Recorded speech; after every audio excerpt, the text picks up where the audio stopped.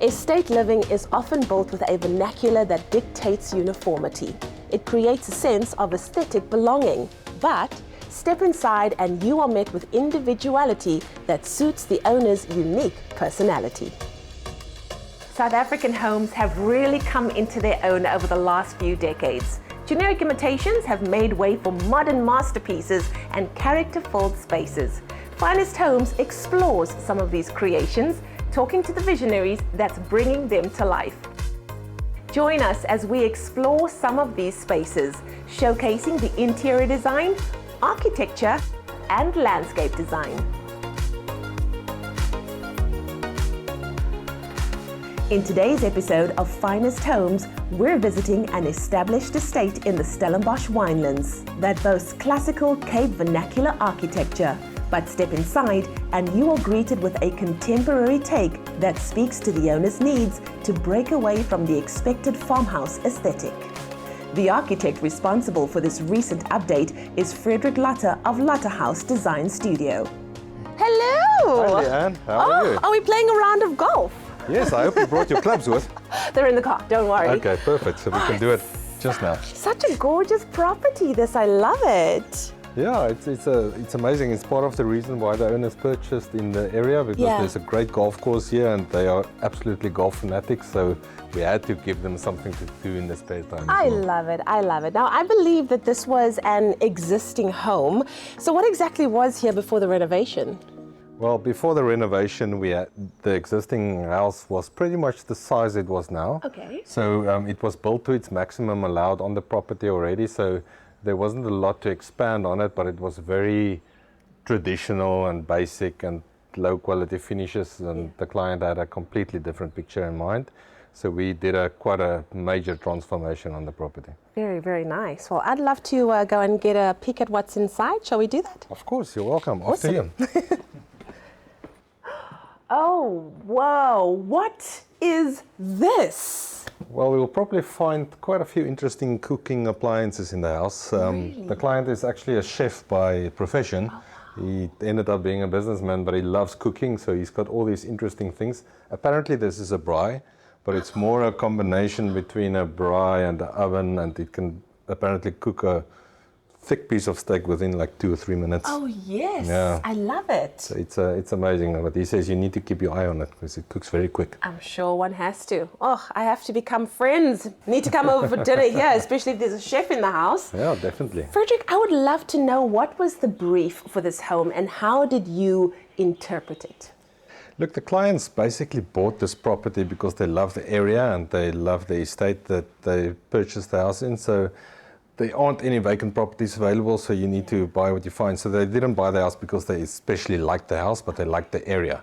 It was a very traditional house, a bit impractical, a bit dark on the inside, so they just wanted to modernize it. Within this estate there are guidelines, so it is quite a traditional guideline, but we wanted to push the box as far as possible to see if we can modernize it, open it up, get more natural light in, and just be able to optimize on the views. I can't even imagine it. You say this house was quite dark, but yet all I see is like lightness and airiness coming through. Talk me through some of the big changes. Well, if we can start with the area we're standing in for a start, this concrete roof above us is now a balcony for the first floor, which it used to just be a lean-to roof. A lean-to roof needs to have a specific pitch, so it's quite low. So this was only an external stoop with a few doors opening out to it. Wow. The door openings were lower and narrower, so you couldn't even optimize the bit of view that you have to this side. There was a swimming pool pretty much in the same position. It was a bit smaller and the level was quite lower, so you had to drop with steep steps going down. So it was a very impractical space to really use. So we tried to make this an inside-outside space. So you've got frameless doors this side and this side. So you can either include this in the internal side or include it in the external side, or make everything open outwards or inwards. So that was one of the big elements. Even the existing windows on this facade, we also made them a bit wider and larger to create more natural light. I love it. And yeah, and this becomes a usable space instead Exactly. of a stoop that you rarely. Yeah, it could be a really big space depending on if all of the doors are open, but it could also become a lot smaller depending on which part of the house you really Exactly, want and to use. also the season. If it's cold, then you'd like to sort of close down certain areas too. We've got a nice fireplace that we included in the lounge area. So if you can close that door and you can close this one, then you can heat up the space quite quicker. Wow. Where naturally, if it's all open, you tend to struggle to. Exactly, Yeah. exactly. But perfect for summertime too. Exactly, yeah. I love it. I'd love to see more of the features in the home. Definitely, we can show you a bit more on the inside. Yay! Oh, this is beautiful. Oh, what a glorious staircase. And this lighting fixture.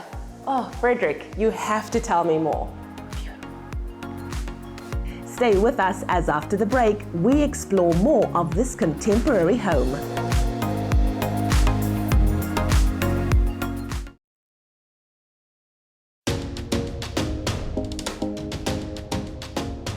In today's episode of Finest Homes, we're visiting a home that plays to all the strengths of a Cape vernacular farmhouse aesthetic. But step inside and you're met with a contemporary update that speaks to the owner's need for a cleaner, more streamlined design. Architect Frederick Lotter was responsible for the update and shares his approach to the execution of this project. Frederick, I love all of these little magical spots in this home, but you have to talk me through this gorgeous staircase. The staircase was definitely one of the predominant features we tried to incorporate in the house. There used to be, the original staircase was a steel timber, very awkward, flimsy like staircase. So the first thing we wanted to get rid of was that. And then also we really wanted to open up the space, so we have a bigger opening there where we used to have two small doors. And it was partially due to the position of the staircase. So we tried to design the staircase in such a way that it allowed us a wider opening, and then also to make it a big feature, because that's actually the main entrance on this side. So as you come in, that becomes the focal point. And then also get the light in, because it used to be a very dark space upstairs, and now you get the light in from this double volume area, and you've got this feature going up, and it just sort of emphasizes the character of the space. Something that also emphasizes the character of this space is that gorgeous lighting fixture up there, which is just, it is exquisite. It is beautiful. I mean, they are so simple and small, but they really, they pack the punch. There's quite a few of them in here. It was a bit of a challenge. We had to wait quite a while to get them, as they were actually imported from Italy. But yeah, as many things in this project, it was a bit of a waiting game. Even the tiles that you see behind us on that feature wall, that was also quite a process to get them. We saw a photo of it, and Tanya, my partner in the LotterHAUS, she went sourcing all about finding them, and that she managed it, and it looks beautiful. It is incredible. That feature wall in itself it's like artwork. I love it. I have to talk about this kitchen though. We all know that the kitchen is the heart of the home, but this kitchen is literally the heart of the home. And I think it also speaks to the fact that the owner is a chef. So this really is like his theater, if you would. Yes, I think it's his, he loves playing here. I think they both love the kitchen. It was for him and his wife, it was an important point, the kitchen. So it was something we went back and forth about quite a bit. The original kitchen that was in here was your typical U-shaped granite top kitchen, and it didn't really open up to the outside. Because the house is so deep, you can't really optimize on the views. You need to walk outward as far as possible. So we tried to create an island from where, as you work around the island, you can actually get a glimpse of the outside areas as well, and the natural light, and fit in as much appliances as possible, because they are very specific about the types of appliances they like working with, which essentially created the space. So we had to make the actual entrance foyer narrower to expand the kitchen slightly, as well as the wall on this side. We also had to cut it back a bit to make it wider, to create a few more recesses for appliances to be fitted in. Talking about all of these wonderful features in the home, do you want to take us through the flow of this gorgeous space? Yes, if we focus on the ground floor where we're sitting in now, we spoke about the kitchen. The lounge behind you was it was a very long, impractical, almost dark space as well. So we opened up both the openings quite wider. And then to make it more practical, because it was such an awkward, lengthy space, we divided it into a more entertainment lounge and a more reading, relaxation lounge, which is shared by this beautiful three-sided fireplace and double-sided bookshelf that serves as a backdrop for the TV and automation, and to make it a bit more private, and yet it's still open. So that worked very well. The staircase we spoke about earlier really opens the route going up. And because we needed the natural light from the first floor coming in as well, we actually made a major difference to the roof in this linking element. I refer to it as the link element, basically the portion, because you've got a wing on that side and a wing on this side. So this is basically just an open plan study on the upstairs area. So we changed all that by putting in dormers and balconies and doors opening to the outside. So we really opened up, replaced the whole roof in there with exposed trusses, and replaced the roofing by slate as well. And that really opened up and aired up the space in there. And then the wing basically splits in two. So you've got a main bedroom on that wing, and you've got two other extra bedrooms on the opposite side. And then, on the ground floor, we've got a bedroom as well. This one is similar to the main bedroom at the top. So we've actually got two main bedrooms. This one can be the guest suite, but for long term, that can be used as a main bedroom as well. And what makes the ground floor one very nice is it's actually got a steam shower as well. Oh, wow. Yeah, so it's got a nice steam sauna shower in, and we've got a jacuzzi on the outside. You've got everything you need to stay in this house forever. You don't need to go anywhere. Basic features that every home needs, right? Exactly. I wanted to ask you, because you really cannot escape the gorgeous features on the outside of the home, the exterior. Were there any changes made to the garden, the pool area, the patio? Definitely. We basically replaced the pool, raised the level of the pool, added the jacuzzi and this whole stoop area, which was more internalized to try to get a natural flow between the house and the outside area, because we firmly believe in the inside-out sort of breaking the line. You don't want a definite inside or outside. You want to sort of feel outside or inside, either way. Next to the pool, we also created a nice pergola area with lighting where you can sit and relax and just enjoy the pool environment.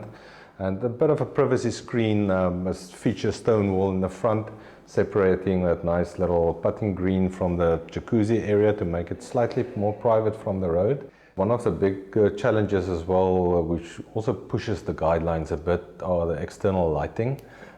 Where traditionally some estates prefer less external lighting, and we've got some interesting ones. So it can look very subtle, but it can also change color and it can become brighter, and that's actually a theme throughout the house, because we introduced the client to Carl Willis, who does home automation, and he actually came up with quite a few suggestions. So they assisted us with sound, home automation, lighting, as well as energy generation in the property, and it really makes a difference in the end of the day. Well, I have a ton of questions for him, so. Under the beautiful, clean-lined aesthetics of this home lies a plethora of electronics to make day-to-day living just so much easier for the homeowners. I sat down with Carl Willis of Soft Illusion to talk home automation. Carl, for those who have never heard of the term home automation, what exactly is it?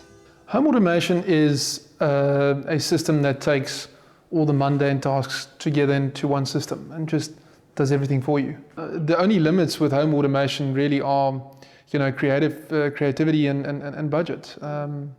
We can automate everything. We do automate everything, from your lighting to your water, to your solar system, to your backup power system, your blinds, geysers, you name it. Anything that the homeowner wants, the homeowner gets. And when it comes to this particular project, what home automation did you incorporate into this project? We were lucky enough with these clients to almost have free rein. They initially told us that they've never really had an advanced technological home, so they're building their dream home, so what's available. So we gave them everything from the start, solar and backup system to start with, to power the house. So a smart home is nothing if you don't have any power. And from there we went on to lighting automation, all the accent lighting, light fixtures, underfloor heating, audio-visual distribution, fan automation, you name it. Even geyser control and outside lights, even outdoor audio. So we really got we had a blank canvas. So what are some of the trending features when it comes to home automation? Why would I want this in my home? Why would you not want it? Home automation just makes life a lot simpler. Practical examples are lighting control. House like this has got a huge amount of lights. So imagine switching all of these lights on, or having a few guests over for dinner and you just want to get the right vibe. You know how to get that vibe on your own if you've got 30 minutes to play with the lights, but why not have it on a pre-programmed feature, like a dinner scene, or like an entertainment scene, or like a chill mode, you know. Another nice feature is we program the automation system to operate seasonally. So let's say the sun comes up at 7 o'clock in the morning, the shades lift open at 7 o'clock. Let's say you would like your geyser to run slightly longer or hotter in the winter months. We program that for you. And again, it's seasonal patterns, so you don't have to do a thing. It automatically adjusts with the seasons.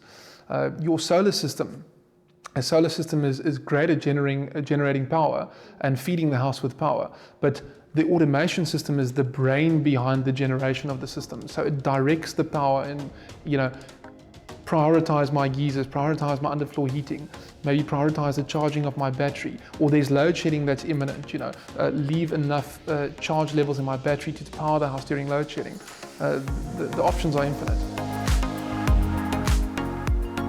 After the break, we sit down with Anna Correa to talk bedroom design and how you can create the ultimate sanctuary through the right textures and colors.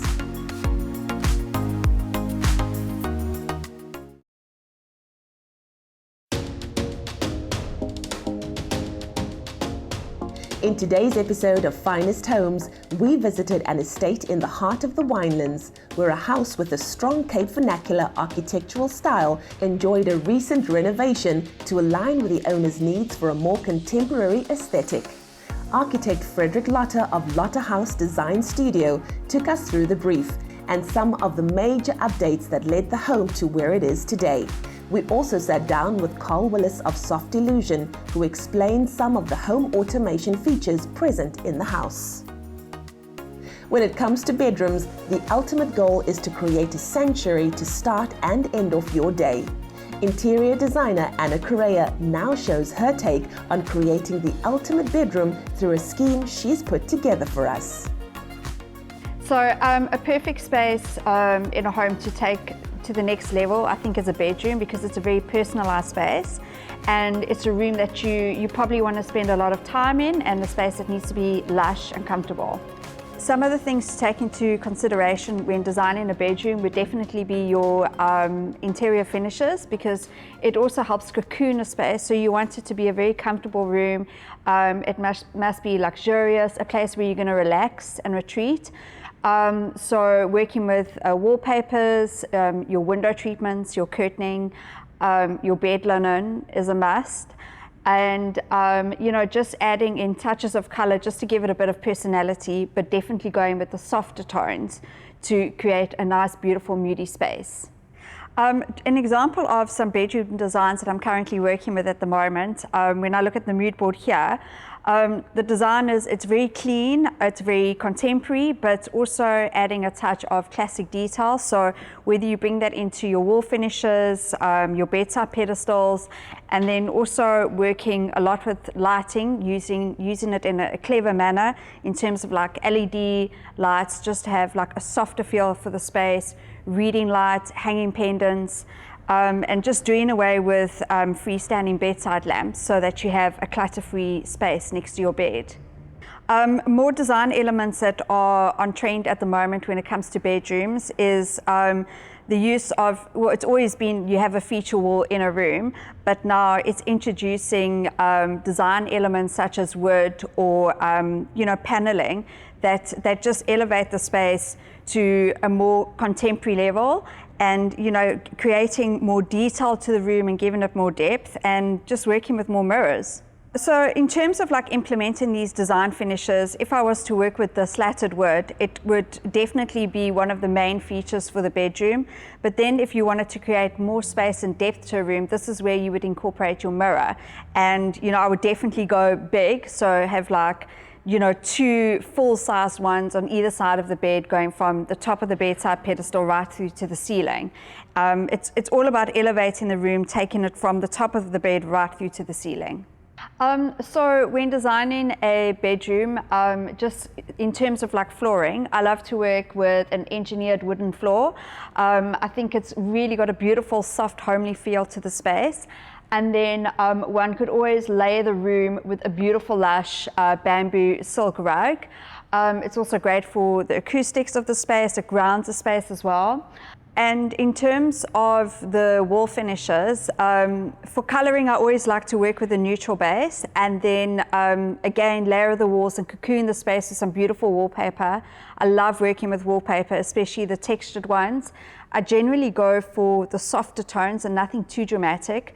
If I did want to go for a moody space, then I would probably go with, you know, the dark tones and the naturals of the greys and the blacks. With regards to application of the wallpaper, I would either wallpaper the entire room to cocoon the space, or I would choose 2 walls in the room that would kind of anchor and corner the room to give it still that warmth and cocooning feel. Another important thing for a bedroom are the window treatments. There's many things that you can use to treat a window. You can do American shutters if you want something which is cool and contemporary. A lot of people like to have curtaining, or I like using curtaining because it definitely adds a softer feel to a space. I like fresh and airy and simplistic. So generally, on most of the schemes that I do, I would go with a sheer curtain, which I would probably line in a lining. Alternatively, you can always have a sheer curtain with a main curtain fabric. And this also just adds, if you want a little bit more of glam for the space, like going with the main curtain with a bit of sheen to the space can be very glamorous. And here, this is where you can add some color in. Because on the sheer fabric, I would probably go neutral, and if I wanted to add like a pop, you could go with a color on the main curtain. In terms of furniture for the bedroom, obviously the main mega piece is going to be your bed, and you're going to start with your bed. And generally the big trend at the moment is to have bed sets. So you've got a beautiful headboard that's got a nice detail to it, with a bed base where the mattress is actually sunk in. You can fold your linen into it. And then I would work with I generally like to work with velvet for the main piece. I think it's very lush and it can still be very contemporary. Or if you don't want to go with the velvet, you can go with a chunky linen. And then when you bring in detail to the bed is actually when you start having fun with like your bedside pedestals, or if you want to implement the mirror into the space. A big trend at the moment is we're doing away from the silver mirror and we're actually working with smoky mirror. It's a lot more warmer, creates a lot more depth. You can also go for a smoky mirror which has an antique finish to it, so it's not just a plain mirror on the wall. And here, if you're using wooden floors, again, this is where you can bring in the wood on on the design element for the bedside pedestals. We can work with the stone or natural wood for a wall panel if you want. And this becomes like the main power piece in the room. So I think like in terms of working with a basis for any like space or a bedroom, it's nice to go with like your neutral colors, and then you can layer it with accents. So this could be in terms of your scatter cushions. This is where you can have fun with like lots of different types of textures, different patterns, different types of color. You can also have fun with your bed linen as well. Always go for high quality bed linen is my thing. And an added layer to your bed linen could be a beautiful throw. So overall, my idea of a beautiful elevated bedroom would be always to remember comfort, relaxation, definitely think about the type of textures you're going to use within the space, the fabrics that you're going to use on your headboard and your bed base, the type of bed linen you're going to use. It's very important because this is a space which you're going to retreat to and you need to love it. So it's got to be a beautiful, warm, inviting room. That's it for this week. Do join us again next week as we bring you another finest home. Remember to engage with us on social media, as we love hearing from you.